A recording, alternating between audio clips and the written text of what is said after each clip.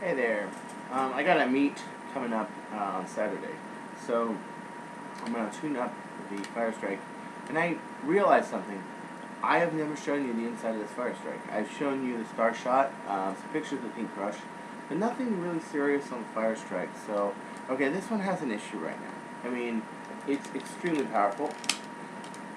It is, yes. I mean, it fires good. You know. I'm gonna check it out. It's good. But, okay, so if it's closed,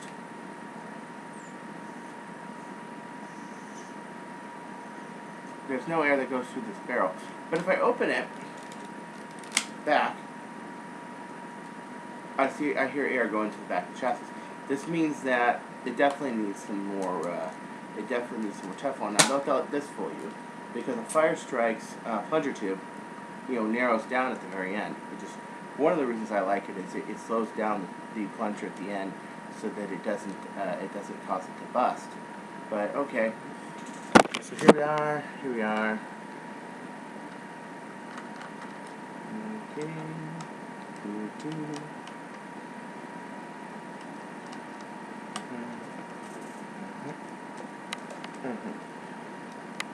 You'll finally get to see a ZDS barrel, and what I mean by how disassembly is somewhat different.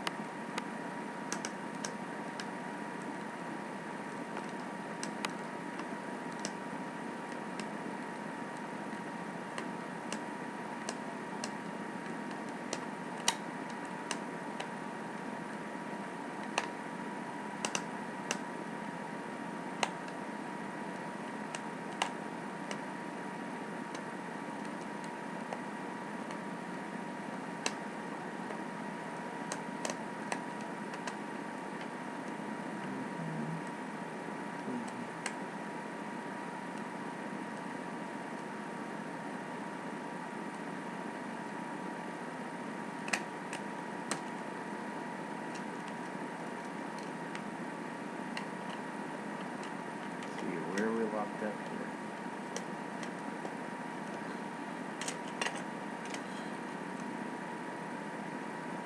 Okay. Carefully.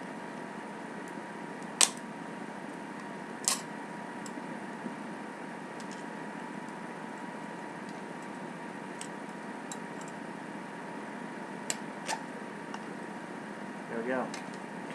So this is what I meant by the when I said that the plunger rod and everything else, it's all different on this. With the ZDS system, you really have the advantage of you can take the whole front off and it pops off, and that's how it works. So now the plunger rod is sitting there right there instead of having to be taken out. Let's see, how is our plunger catch doing?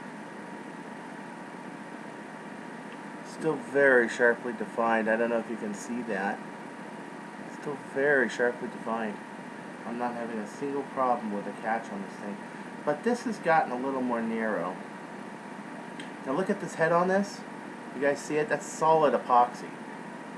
This is really nice. That is solid epoxy. So here's like the hole from the front of it, right? And then this whole thing is solid epoxy. It can never come off, ever. I mean, the plunger head can never come off. So here's what I do. I'm doing a reseal. That's what we're doing. But we're tightening up the seal on the plunger head to give it a little bit better hold. Okay, there's your O-ring.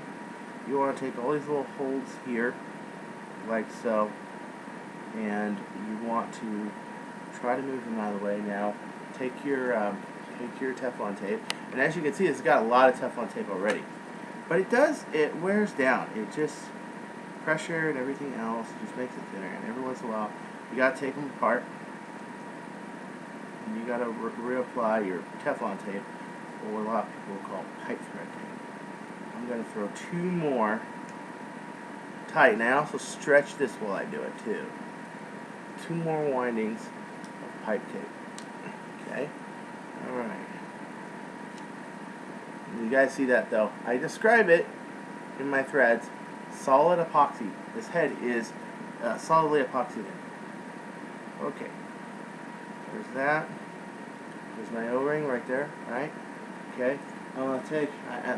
This is how I got to get some more lithium grease. I know I use a lot of lithium grease, but this is my lithium grease right here. I'm looking right now to see is there any film of lithium grease in here? Is there anything crazy? You know, I don't know. Okay. Okay. So.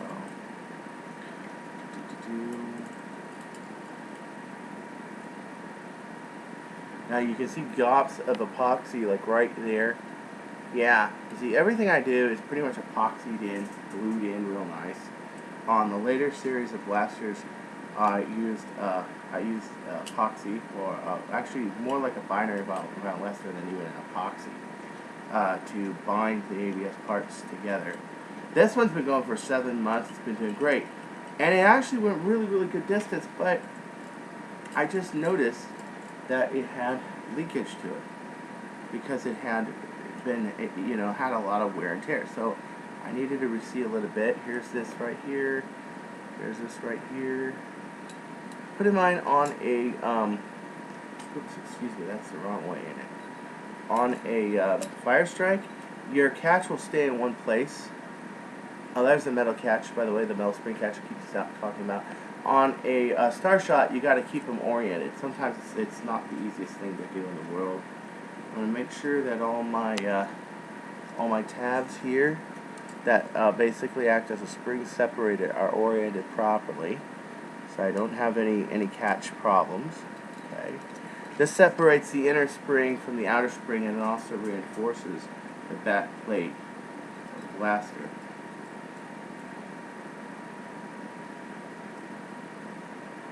Now what I'm going to do next is actually really hard.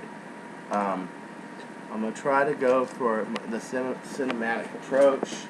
I hope it comes out well. It may not. Let's see. Okay. So the nice thing about ZDS is that you don't have to put everything back in one shot. You can work on your barrel assemblies, your trigger catch, and your spring catch at once. Okay. Let me tell you something, guys. That took practice to get in one try. That took practice. I didn't think that was going to be in one try. Okay, I'm going to make sure that that the spring, that this and that are aligned properly. That it's not going to hit that. Okay, it's not. Excellent. Okay, so there's that, like so. Okay, I'm going to take my front retainer, right? So this is a real advantage of ZDS. You got to be real good at holding these together, but okay. Put in mind that's a 5 kilogram Orange Marlboro spring. That's not a really light spring. That is actually quite a heavy spring. And it has to be so, or your recoil rates are just going to be off. Okay. Only I had 3 hands. I knew I should have asked that genie for something different other than world peace. Which is actually going to be the next war in Ukraine. Damn. World peace. Actually ended up being a war. I'm kidding, guys. I'm kidding. I asked to be on a bird and sit on Scorsese's head in the next life. Yeah, I know. I'm a cheesy motherfucker. Okay, so here's this. You got to make sure everything's lined up here. Hopefully, we'll not see a spring explosion. It could happen. Let's see. All right. So there it is, right there. So I'm holding this in. Take out your screws, like so. Okay. Take them out. Okay. And aim for the back, the spring, the trigger catch first, like the 2 trigger catch springs on this. The Star Shot oddly has 1 trigger catch spring. Okay, get it to snap together. Once you get it to snap together, just focus on keeping it snapped together. Okay. Okay. Get the 2 rear catch springs first. Okay. Okay. There's that. There's that. Right there. There's a forward catch right there. But you see what I was talking about in the So You Want to Build an Ultramatch video? How the whole thing, if you take the Ultramatch piece off, the front one, the whole thing could come apart and you can just take the whole thing apart, and it's really cool.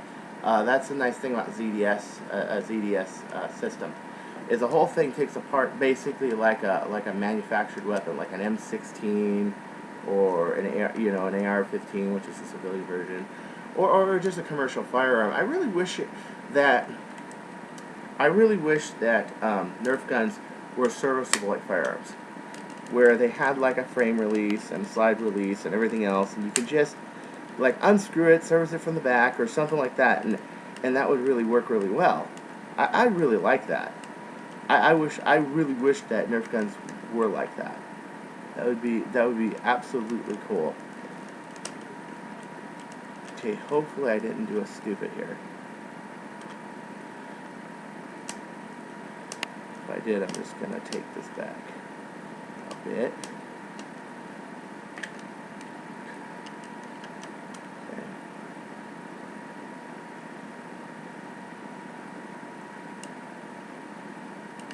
Remember that your 2 trigger catch screws always have priority on a modded fire strike. Always. The reason is that's what you gotta hold back first. Oh no, look what I did. I left this out. What was I doing? Oh no.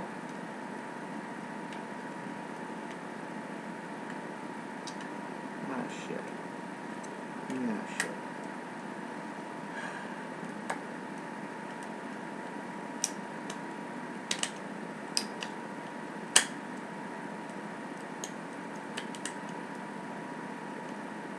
I want to see if this works. I always wanted to see if this would work anyway. Oh boy.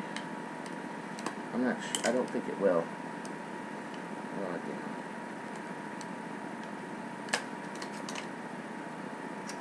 Fucker. Shit. I can't believe I did that.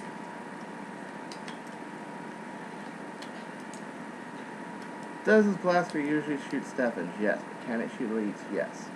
Do I like this piece to be in place? Yes. Do I think it's freaking ugly without it? Yes.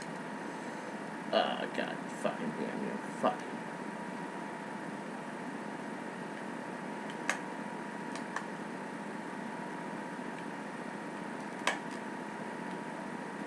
And if you got like 50, well, I wouldn't say 50. I'd say I got maybe a half a dozen fire strike shells lying around. Yeah, I can afford to try something new. Oh no. Oh no. How did this happen?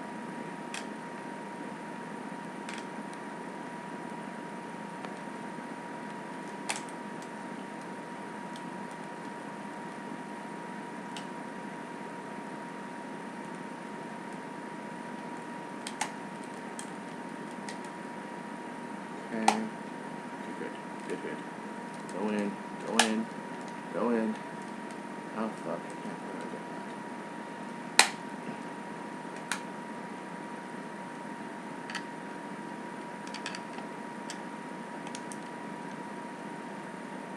Okay, let's not speak too soon. Let's get this in here. What the fuck up with that screw? Oh, there you are. Okay.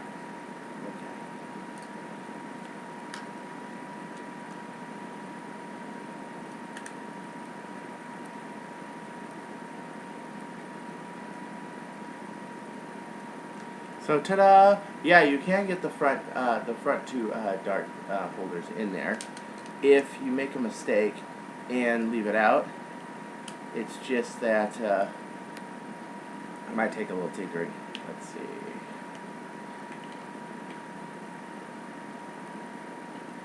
Okay.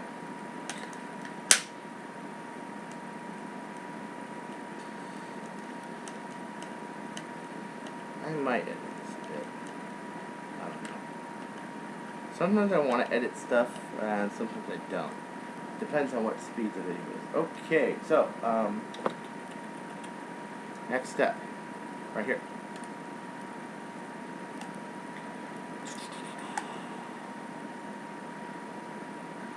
Do.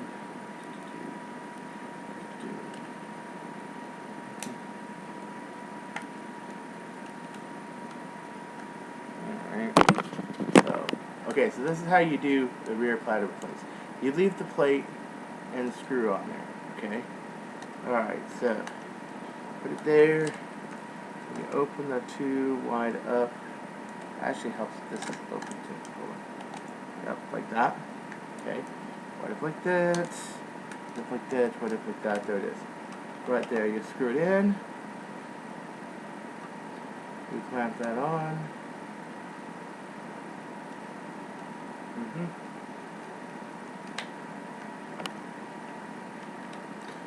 Okay, so your plunger rod is going to sit at a naturally at a backward level. So you push it in a little bit. This one sticks and has a little Velcro on it. You put your ultra match end back on, like that. Okay. Now,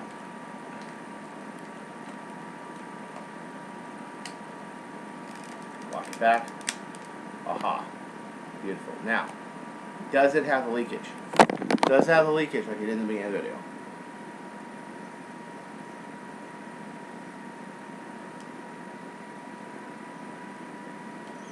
Nope. Nope. Let's give it a test fire, shall we? Let's get my dome steppins. Which, by the way, I'm supposed to start building darts. I'm not that great at shit. Okay? I'm getting there. I'm getting there, but I picked a pretty heavy gauge of foam, a very dense foam.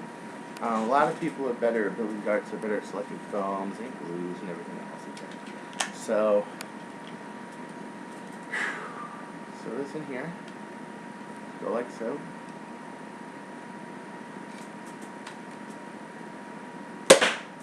Oh. Want to see that again? Okay, so like that. Yeah, it's really, and now I can really feel it. It is really grabbing more air. Okay, what did I do with the thing of darts? Shit.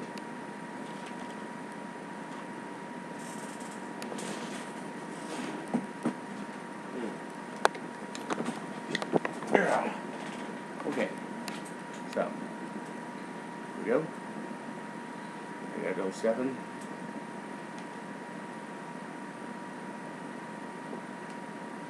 There's that. I want to do it so you guys can actually see the gun firing. Pretty good. Nice. So okay, so this is the inside of that.